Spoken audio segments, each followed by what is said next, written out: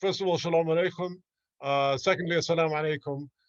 It's my honor to address you all today at this inaugural Abraham Accords Hackathon, where the best and the brightest young tech professionals from Israel and the UAE have gathered for the first time. The Accords are a roadmap written in policy. This roadmap gives directions to a future marked by mutually beneficial opportunity, increased cooperation, and most importantly, strengthened regional stability and peace. Our governments have led the way. They've set up the framework, officially normalizing relations, opening borders, and throwing their full support with unprecedented commitment behind the idea that all neighbors can become new friends. It's important to remember, however, that once a policy has been introduced, it's the people that will live it who will define it. Our countries are young countries, both in age and population. In the UAE, 35% of Emiratis are between the ages of 15 and 35.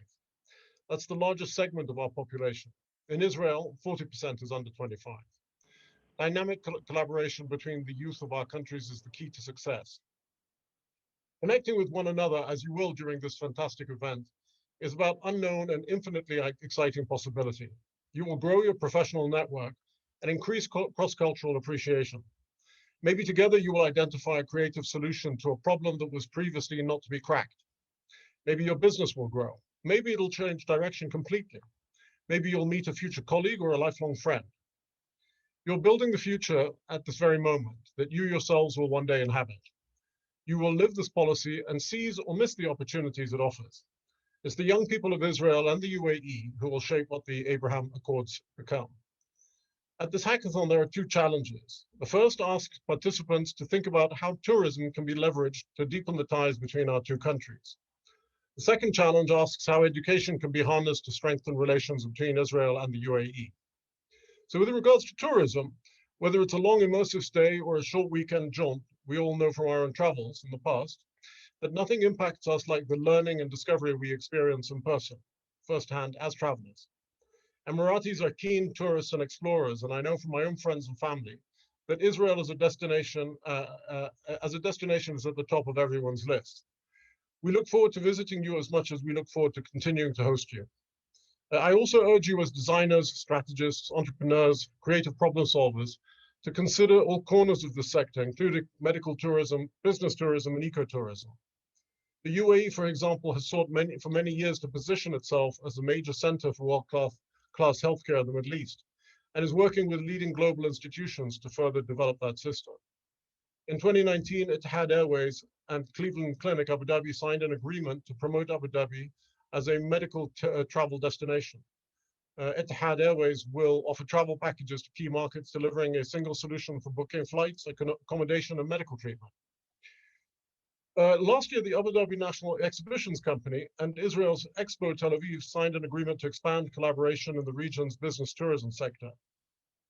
The UAE has fantastic facilities for meetings, incentives, conferences, and exhibition, otherwise known as the MICE industries. And Abu Dhabi and Dubai proudly host some of the world's largest events.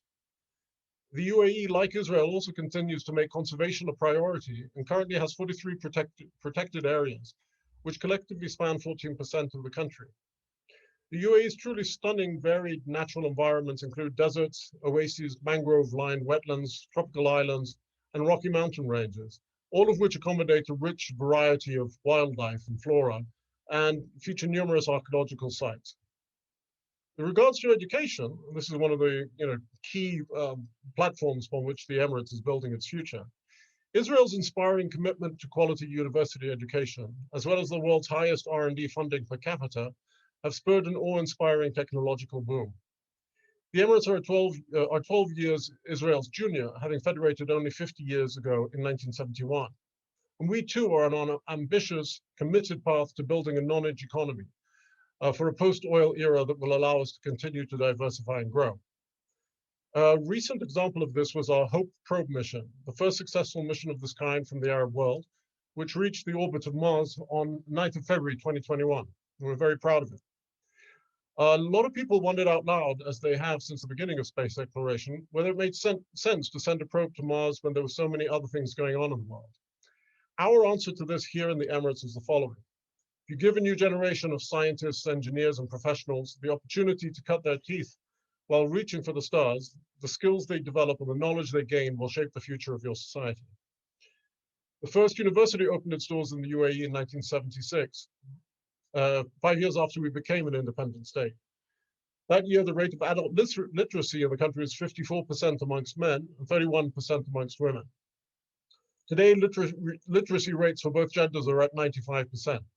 Although I would like to find the 5% who don't read, to be honest. I'm a bit surprised at that. 77% of Emirati women enroll in higher education after finishing their secondary school. Women make up 70% of all UAE National University graduates. Today, we have over 100 universities, both public and private, in the country. New York University Abu Dhabi graduated its first class in the spring of 2014 and has since produced 16 Rhodes Scholars, one of whom has become the UAE's first Minister of Youth. In 2019, the Mohammed bin Zayed University for Artificial Intelligence opened its doors in Abu Dhabi. This is a research-based academic institution that serves the UAE's Artificial Intelligence Strategy 2031.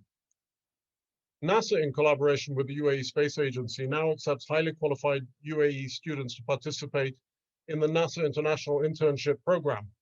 This opportunity allows undergraduate and graduate students to work collaboratively on NASA-relevant research with a NASA mentor.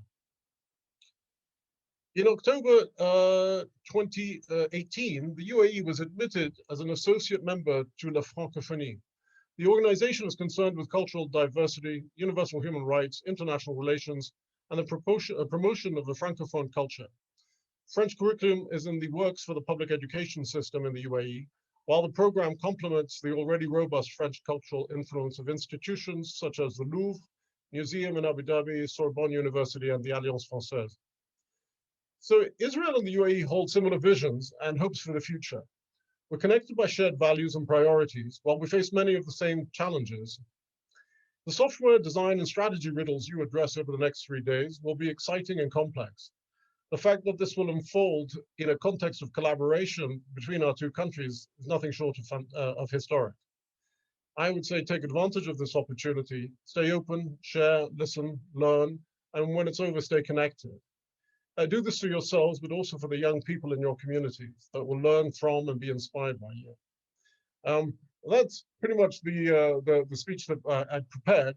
I'd just like to add a couple of words, a couple of ideas that have come to me while reading this. And that is that actually, with the passage of time, we've seen, a certain amount of euphoria over the relationship, then a certain amount of reality hitting. And I think that you guys are getting together at just the right time, when people are now moving beyond the initial stages of excitement to actually working with each other and connecting with each other and solving problems. I think the faster we get past, this idea that there's something special going on, that now we should just work together as people who are trying to solve local problems, regional problems, and global problems, that's when, the relationship really begins to take root and develop fruit. So I think you guys are all amazing. I wish I could actually be there with you. And I wish you a tremendous amount of luck. And thank you so much for having me. Thank you very much, Your Excellency Omar Ghobash, for those inspiring words, and thank you for being a great partner in this event and for being with us throughout the whole way. I know you joined us from Switzerland today, and times is of essence, so we don't take it for granted. So we deeply, deeply appreciate it, Your Excellency. Thank you. Thank you very much. Thank you. And now I'm very excited to introduce to you another great friend of our initiative, Dr. Arel Margalit, who is the founder and executive chairman of JVP Margalit Startup City.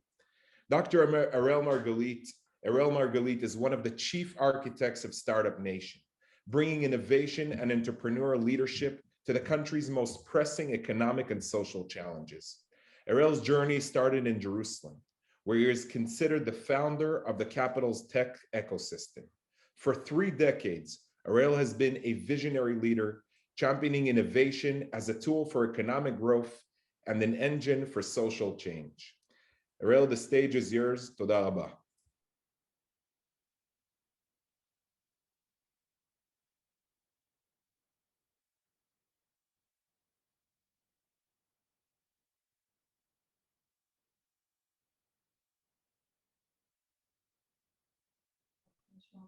Arel, we can't hear you. Are you able to join?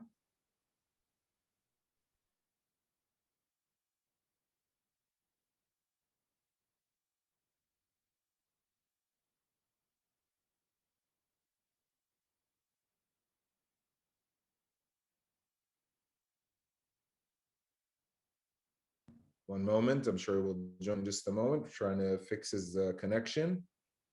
So all you have in meanwhile is me. What can we do?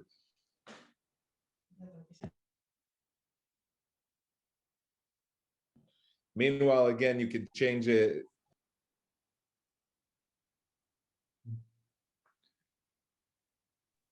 No, he hasn't joined yet. So meanwhile, you can change under your names and titles again, the numbers of the groups that you belong to will assist us later on. Omar, I have a question, if you Yeah, may. sure. In your eyes, what is the main challenge of our generation of the region today? Wow. Main challenge, I'd say. That's a good question. My immediate kind of response would be ideology, which distorts the way we view the world. And, you know, I think that our focus within the Emirates is really to focus on individuals, families, communities, and society. And to really respect everybody at the level of the individual and allow everybody to really flourish, because society is not going to flourish without the individual flourishing. The minute you begin to paint the world around you with ideology, that's when you begin to lose respect for others, and you begin to place your own um, uh, extreme, perhaps, desires onto society. That is something that we in the Emirates have continuously fought against. Ideology assumes that you are right and everybody else is wrong. At least in the Emirates, we know that every one of us can make a mistake, and therefore, when we move forward, we do so with enthusiasm, but also caution, and we're not afraid to fail. So I think if that makes sense to you, then I'd be happy. Very. Thank you. Thank you very much. Thank you for the question. Your Excellency, Yes, sir. Your Excellency, what do you expect from the youth of the Emirates to put into this peace agreement? You know what? I would hope that the youth of the Emirates puts the best of what they have into this peace agreement. And I think that actually they should put their best into everything that they do every single day. And I think, one of the wonderful things that we'll be able to do is young people such as yourself will be able to compare the way you live in this region as well as the way, our Israeli friends live in the region.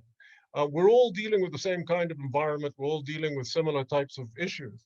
How do they approach the world and how do we approach the world? We will become, I think, more conscious of what it is that we're doing. And so that's why I think, interacting with people who seem to be different and who are in different countries is really important for us to understand ourselves better.